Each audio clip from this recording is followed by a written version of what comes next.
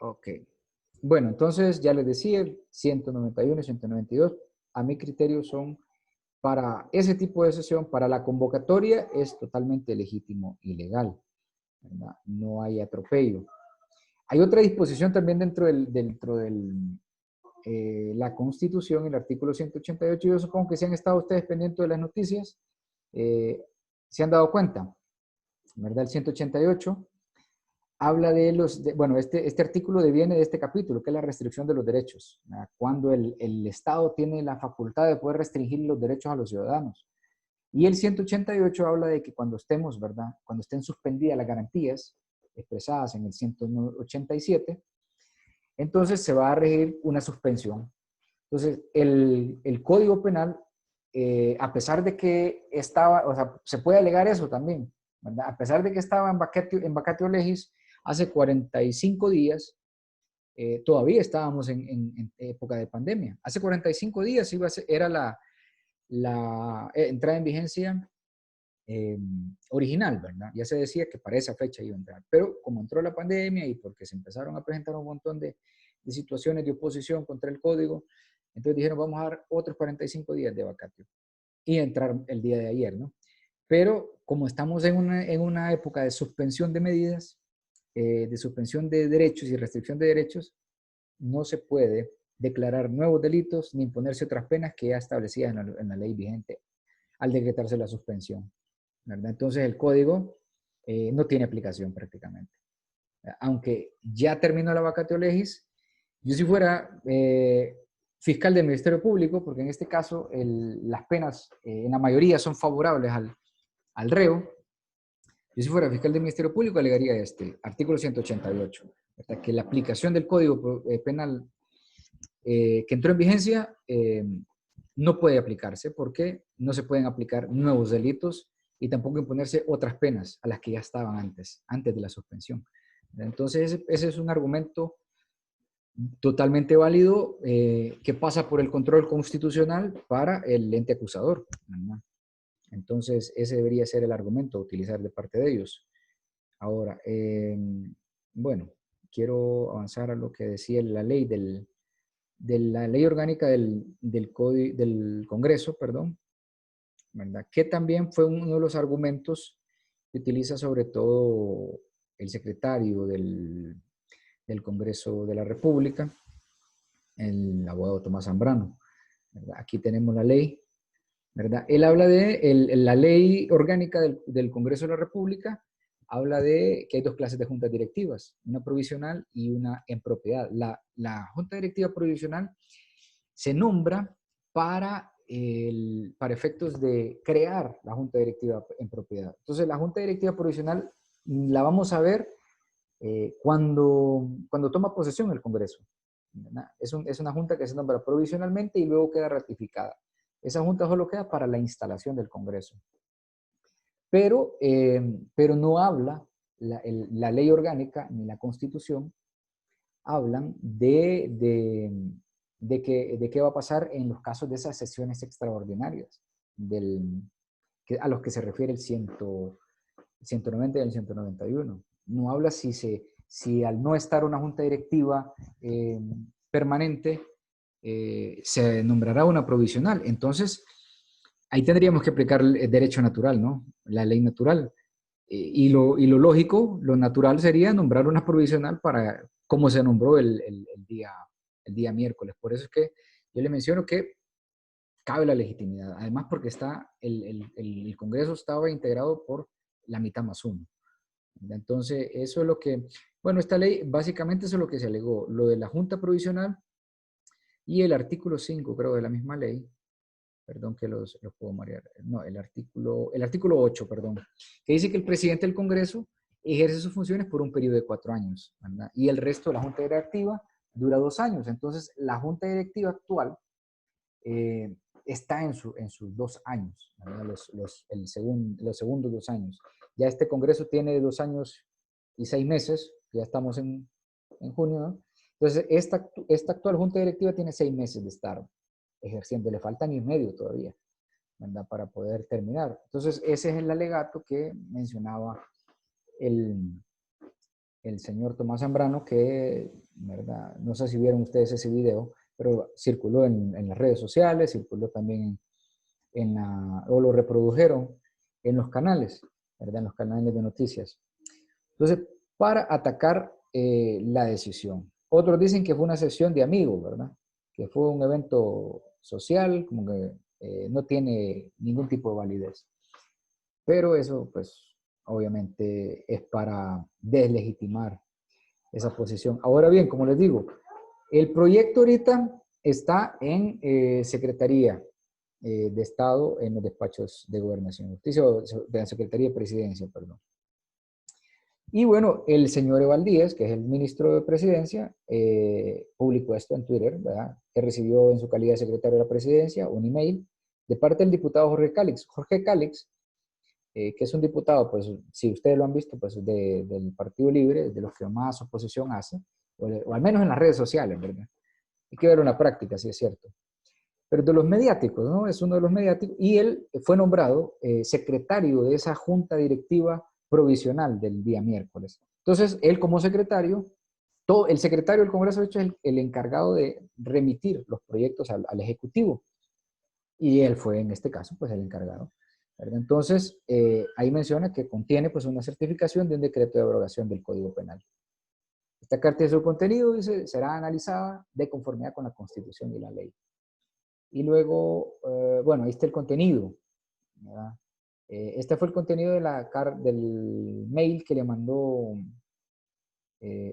Jorge Cálix a Eval, ¿verdad? Que dice, remito a usted la certificación del punto de acta, Junta Directiva Provisional, fíjense, esa es la nomenclatura de ese decreto. Junta Directiva Provisional 01-2020, de la gestión extraordinaria convocada al amparo del artículo 191. Ahí está el argumento de ellos, ¿verdad? En fecha 24 de junio del 2020, que contiene la aprobación de abrogación del nuevo Código Penal, y por este acto le remito para su inmediata sanción y publicación en el Diario Oficial La Gaceta, ¿verdad? Ese es el acto y la copia. Y bueno, luego Eval, después de ese, hizo un hilo, ¿verdad? Un hilo de tres tweets donde expresa eso, que con relación al nuevo código, el Poder Ejecutivo estará enviando las próximas horas de comunicación formal con el Congreso, pidiendo que se derogue totalmente el mismo, en su caso, se hagan reformadas profundas sociales. O sea, están avisando de que muy probablemente se va a ser sancionado, ¿verdad? O en su defecto, que se manden a hacer las reformas. También dice en el segundo que el código, pues, no fue iniciativa del Poder Ejecutivo, ¿verdad? Sino que, no obstante, dice, pedimos oportunamente al Congreso reformas en temas relacionados con el crimen organizado, lucha contra la violencia, que no fueron consideradas. Y creemos que no es conveniente la entrada en vigencia del nuevo Código Penal en momentos en que el país sufre las grandes pandemias, una de las grandes pandemias de la historia. Bueno, entonces ese es el evento. Por lo que se ve en ese tweet desde el día de ayer, cuando el código ya entró en vigencia, ¿verdad? Entonces, vamos a ver qué pasa, ¿verdad? ¿Qué pasa con ese evento? Y de momento, pues ese es el procedimiento. El procedimiento ha estado correcto, ¿verdad? De acuerdo a lo que establece la Constitución. Lo único que hay que analizar es si se va a seguir una causa de persecución penal contra estos diputados que convocaron a la sesión, ¿verdad? Que yo me imagino que no, ¿verdad? Por la situación como está política. Pero no sé si a ustedes les ha surgido alguna pregunta respecto de esto. Ok, ahora sí estamos grabando. Bueno, estamos entonces hablando del título de la nacionalidad y la ciudadanía. Bueno, el derecho de nacimiento, si nosotros recordamos aquellas figuras que en derecho romano se habla tanto, ¿no? El jus solis y el jus sanguineus, están plenamente establecidos en todas las constituciones del mundo, ¿verdad? Yo creo, bueno, si es que está en la Constitución de los Estados Unidos que es tan restrictiva, ¿no? Y ellos son tan celosos con su nacionalidad y con la residencia en su país. Allá también, ¿verdad? Existe el jus solis, que es la nacionalidad por nacimiento. Si uno ha nacido en ese país. No distingue si el jus sanguinis, ¿verdad? Que se habla en el derecho romano, que es el derecho de sangre. Entonces, la nacionalidad está plenamente establecida por el nacimiento, que es el lugar donde se nace. Y nuestro país lo contempla de esa manera. Y también está la otra figura, que es por naturalización, es convertirnos en ciudadanos hondureños o en nacionales hondureños después, ¿verdad? De un proceso que hay que seguir. Y bueno, dice el 23, ¿cuáles son los hondureños por nacimiento? Pues ya se sabe, los nacidos en Honduras, en el territorio nacional, con excepción de los de los hijos de agentes diplomáticos. Es decir, que si hay un embajador del país que sea aquí en Honduras y nacen en Honduras, ellos van a tener su derecho de nacimiento en su país de origen, ¿verdad? O en el derecho de sangre de sus padres. Ahí se aplica el derecho de sangre. Lo otro, pues, son los nacidos en el extranjero de padre o madre hondureños, ¿verdad? Eh, si, los, si los hijos de uno de nosotros nace en el extranjero, entonces, por el derecho que nosotros tenemos, por el derecho de sangre, se consideran también hondureños. Y lo otro, pues, los nacidos a bordo de embarcaciones, aeronaves hondureñas, de guerra hondureña, o nacidos en naves mercantes, ¿verdad? Que se encuentren en aguas territoriales hondureñas.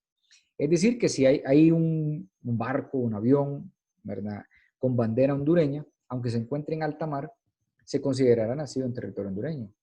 O a la inversa, si hay una nave, un avión, una nave mercante o un barco en aguas territoriales del país, se puede considerar también nacido en el territorio hondureño, por lo mismo, ¿no? Porque ese territorio le pertenece a Honduras. Y el infante de padres ignorados que se encontraba en el territorio. Si aparece un niño que no se sabe quiénes son los padres, pero está en el territorio nacional, pues entonces ese niño es hondureño, ¿verdad? Y por naturalización, vean ustedes los centroamericanos por nacimiento que tengan un año de residencia en el país. Un salvadoreño se viene a vivir aquí en Honduras, se convierte en residente, después de un año de residencia, adquiere la nacionalidad hondureña, o un guatemalteco, o un nicaragüense, o un costarricense, etc., ¿no? También los españoles y los iberoamericanos, por nacimiento que tengan 2 años. ¿Quiénes son los españoles iberoamericanos? Bueno, todos los de la península ibérica y España, ¿no? Entonces, y Latinoamérica, que es, o sea, si un brasileño, si un peruano, si un argentino se viene, toma residencia en Honduras y tiene 2 años de residencia, entonces puede hacer el trámite de naturalización como hondureño. A la inversa también sucede en España. Los hondureños, después de 3 años de vivir en España, si han estado trabajando y eso, a los 3 años pueden adquirir la residencia. Y luego de la residencia les quedan 2 para poder adquirir la ciudadanía, ¿verdad? Esa es una ventaja también. Y luego los demás extranjeros que hayan residido en el país, 3 años. Entonces, 1, 2, 3 años son las variantes. 1 para centroamericanos, 2 para los españoles y el resto de Latinoamérica, y 3 para el ciudadano de cualquier parte del mundo que quiera formar parte de Honduras. Bueno, a ver quiénes quieren, ¿va? Los que tengan carta de naturalización decretada también por el Congreso Nacional. No sé si ustedes recuerdan, bueno, tal vez a Melvin o por ahí los chicos, si les gusta, y también a las chicas, ¿no? Si les gusta el fútbol. ¿Se acuerdan que el profesor Reinaldo Rueda, que nos clasificó al Mundial de Sudáfrica 2010, le dieron la nacionalidad? Y fue algo así, por un decreto del Congreso. Ese fue un ejemplo, ¿no?, clásico de una naturalización decretada por el Congreso. Él pues tiene su cédula de identidad hondureña. También los migrantes que han formado parte de grupos seleccionados traídos por el gobierno para fines científicos, agrícolas, industriales, después de un año de haber residido. O sea, se les considera en la misma categoría de los centroamericanos. Y la persona casada con hondureño. Esta es otra regla que aplica prácticamente en todos los países del mundo, ¿verdad? Es que todas las constituciones lo contemplan, que es la naturalización por nupcias, se le llama, ¿no? Entonces, usted se casa con un hondureño y es extranjera, pues se pierde la nacionalidad. O un extranjero que se case, perdón, una extranjera que se case con un hondureño igual, ¿verdad? Entonces, en los primeros casos, del 1, 2, 3, 5 y 6, deben renunciar a la nacionalidad, a la nacionalidad que tenían anteriormente y manifestar su deseo de optar a la hondureña, ¿verdad? Entonces, se da mucho, por ejemplo, Creo que Bernabé mencionó que era ciudadano americano. Cuéntenos eso, Bernabé. En una sesión creo que lo mencionó. Está por ahí, ¿verdad? ¿O no me escucha? Se me fue. Solo estoy con Maybel, quizás. Bueno, entonces, los ciudadanos extranjeros deben renunciar, como les digo, si quieren optar a la nacionalidad hondureña, en esos casos que menciona ese párrafo. Y cuando exista doble nacionalidad, el hondureño que optare por nacionalidad extranjera no pierde la hondureña, ¿verdad? Pasa mucho con los que nacen en los Estados Unidos, precisamente, ¿verdad? O adquieren esa nacionalidad hondureña, mantienen la nacionalidad del país. Yo les puedo contar, en mi familia, pues, mi padre, mi hermano segundo son ciudadanos americanos. Mi hijo menor es ciudadano americano. ¿Verdad? Ya, obviamente, mi padre y mi hermano son mayores de edad. Ellos conservan la nacionalidad hondureña, ¿verdad? Y tienen la nacionalidad americana. Entonces, eso queda a discreción. Y en iguales circunstancias, pues no se le exige al extranjero que renuncie a su nacionalidad de origen. Eso sí, mientras estemos en Honduras no se puede invocar otra nacionalidad, ¿verdad? Mientras estemos en Honduras. Entonces, si usted tiene una doble nacionalidad en el territorio nacional, no es extranjero, en el territorio nacionalidad es hondureño, nacional es hondureño. Entonces, en el caso, por ejemplo, que mencionó Bernabé, que llegaron las fuerzas de la autoridad y bueno, le dieron un trato distinto porque invocó eso de que era extranjero, realmente en apego al 25 es considerado hondureño, ¿verdad? Aunque tenga otra nacionalidad. Entonces, mientras esté en el territorio o mientras reside en Honduras, se va a contemplar como hondureño. Y bueno, ningún hondureño que sea naturalizado puede desempeñar en el país funciones oficiales de representación. ¿Qué significa? No puede representar al país con cargos diplomáticos, como embajador, como cónsul, en esa categoría, ¿no?, de representación. Y el matrimonio ni la disolución afectan la nacionalidad de los cónyuges tampoco, ni de los hijos, ¿verdad? Es decir, que si usted se casa con un extranjero o extranjera, eso no le va a afectar. Si usted no quiere pedir la nacionalidad extranjera, no afecta en nada, ¿verdad? Ni a los hijos tampoco.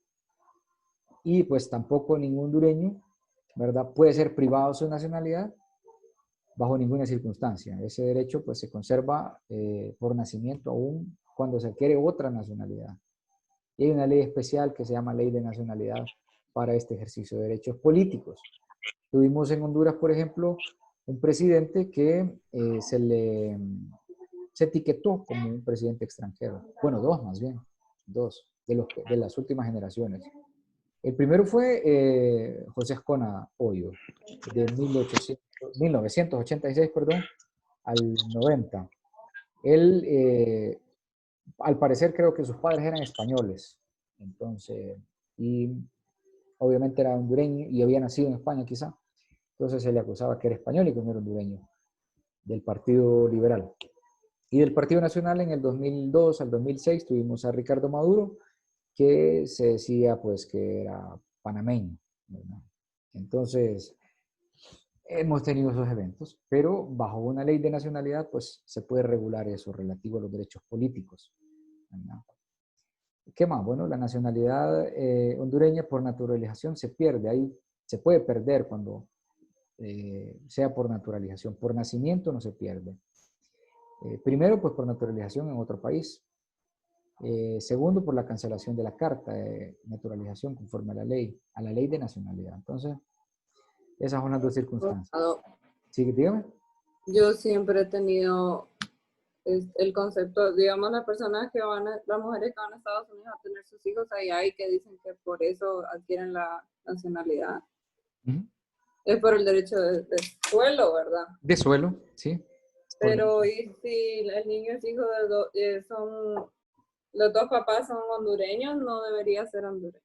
¿Cómo va a tener doble nacionalidad? Doble nacionalidad. Sí, bueno, es el caso que le comento. Mi hijo menor nació en Estados Unidos y está inscrito en los Estados Unidos como ciudadano americano y también lo inscribimos aquí en Honduras. Entonces, de momento él tiene doble nacionalidad. Cuando sea mayor de edad puede decidir, ¿verdad?, qué nacionalidad optar. O puede conservar ambas y mientras esté en Honduras va a ser considerado un hondureño más, ¿verdad?, como que nació aquí en Honduras, y mientras esté en Estados Unidos, igual, ¿verdad? Y aunque no fuera hondureño, ¿verdad, abogado? El trato a la ley es igual para nacionales extranjeros. Correcto, el trato es igual. Lo que cambia son los derechos políticos, ¿verdad? Un extranjero obviamente no puede representar al país, no puede postularse a cargos de elección popular, mientras que si conserva esa nacionalidad hondureña, sí, ¿verdad? Sí conserva los derechos políticos.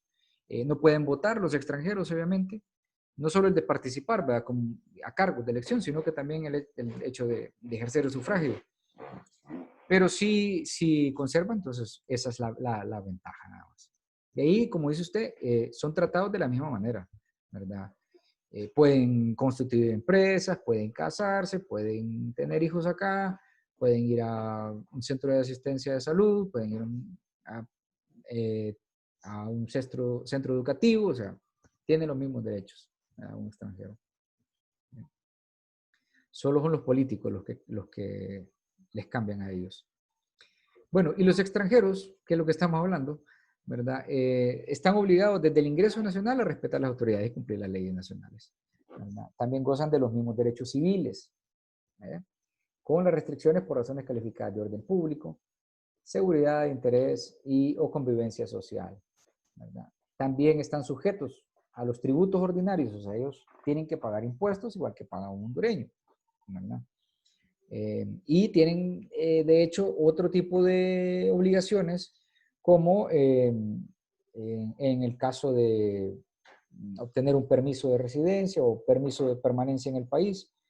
Cuando un extranjero viene al país, de acuerdo a la ley de migración, creo que tienen derecho a 90 días de permanencia en el país, ¿verdad?, desde que ingresan. 90 días o 3 meses.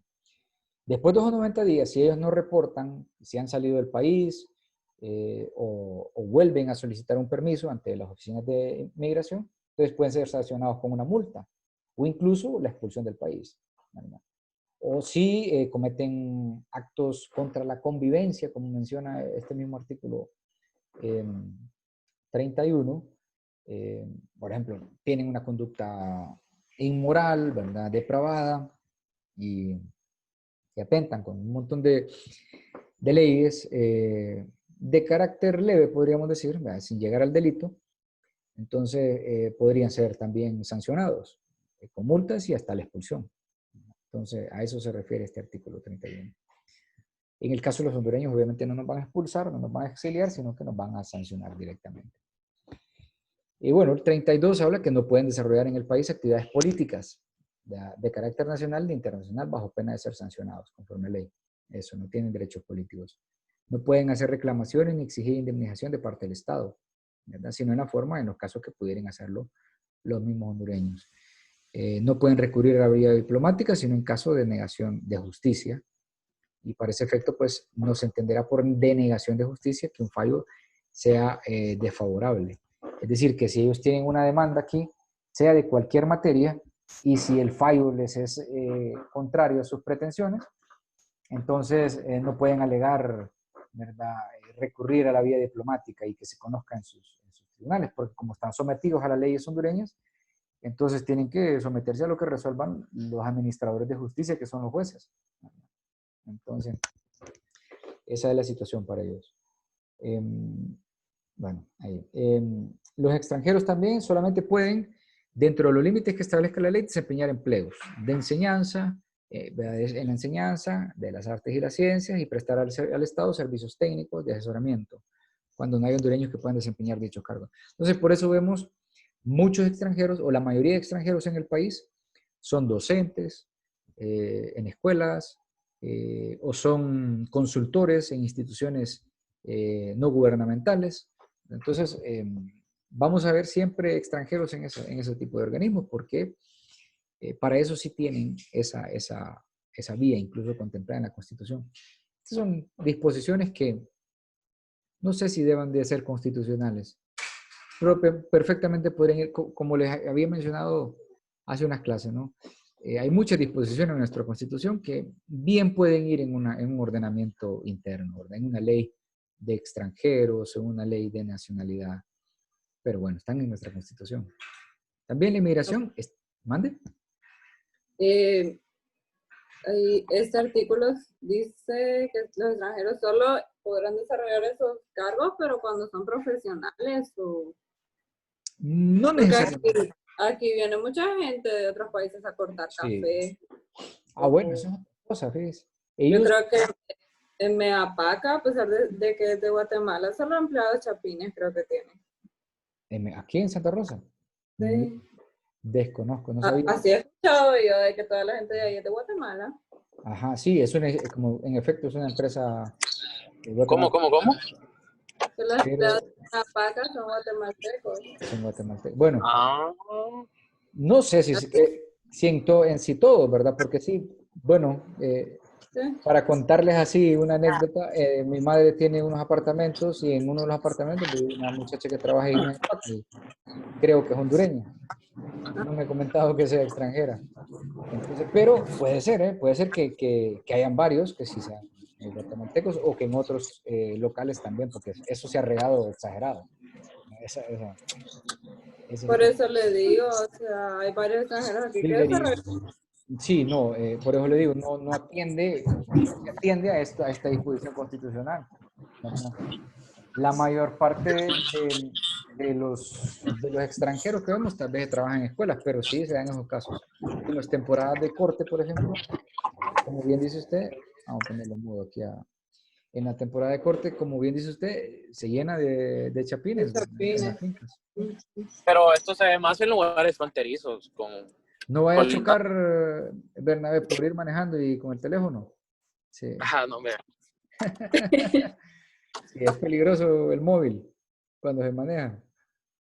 Bueno, entonces, sí, sé en los lugares fronterizos, en efecto, como dice Bernabé. Es raro que veamos un chapín allá no en sé, la allá capital en o la en San Pedro. capital, sí. Tal No, vez un nicaragüense en Tegus, pero nicaragüenses, sí, tal vez. Pero si nos vamos a la zona sur, salvadoreños. Ajá, entonces, sí. Sí, me comentan por acá mi cosa.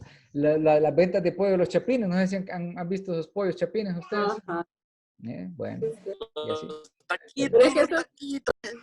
Pero recuerden una cosa, que nosotros, por ejemplo, en el trifinio tenemos esa libertad, ¿verdad?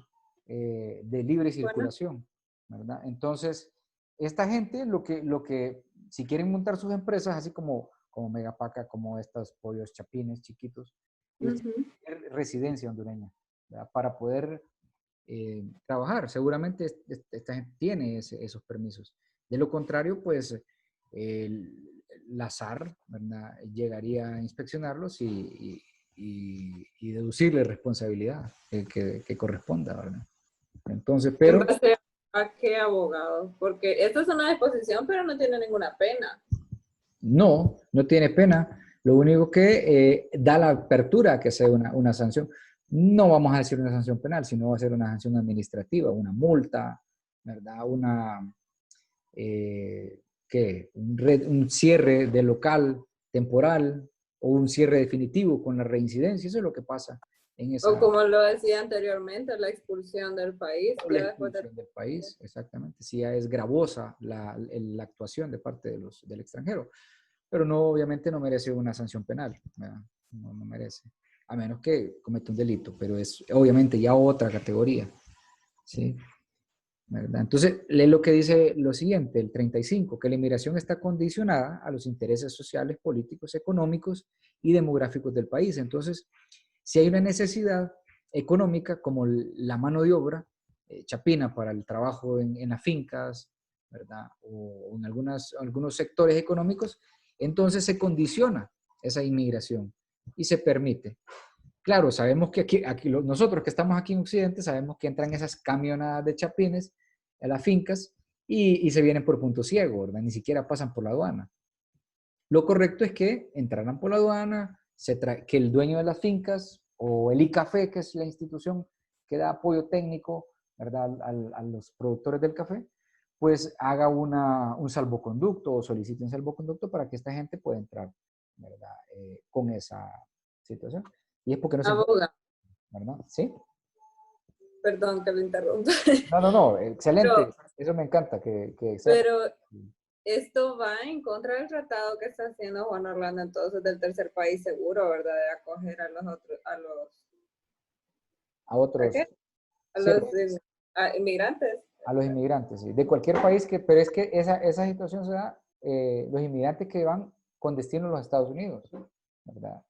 Este caso que les planteo, pues es una migración temporal, ¿verdad? Por razones de trabajo, ¿verdad? Pero si es que es con destino a los Estados Unidos, es que se acoja a los que tengan ruta hacia el norte, hacia los Estados Unidos, ¿verdad?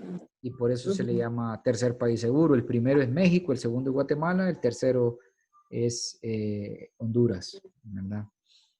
Entonces, no sé, hace unos días, de hecho, hubo un problema en el sur con unos inmigrantes africanos, ¿verdad? Que fueron maltratados. Creo que lo comentamos en clase, ¿verdad? Fueron maltratados por parte de la policía, ¿verdad? Por las fuerzas públicas y denunciaron eso. No se vio como se vio el moreno de los Estados Unidos, ¿verdad? Pero es una situación igual o peor, no sé. Bueno, no, sí, porque también resultaron muertos. Creo que hubieron 2 muertos en esa agresión de parte de la policía. ¿Verdad? Y seguramente así se quedó eso, ¿verdad?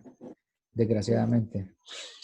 Entonces, bueno, la ley, como dice el art. 35, establece los requisitos, las cuotas, las condiciones para el ingreso de inmigrantes al país, así como las prohibiciones, las limitaciones y las sanciones a las que estarán sujetos.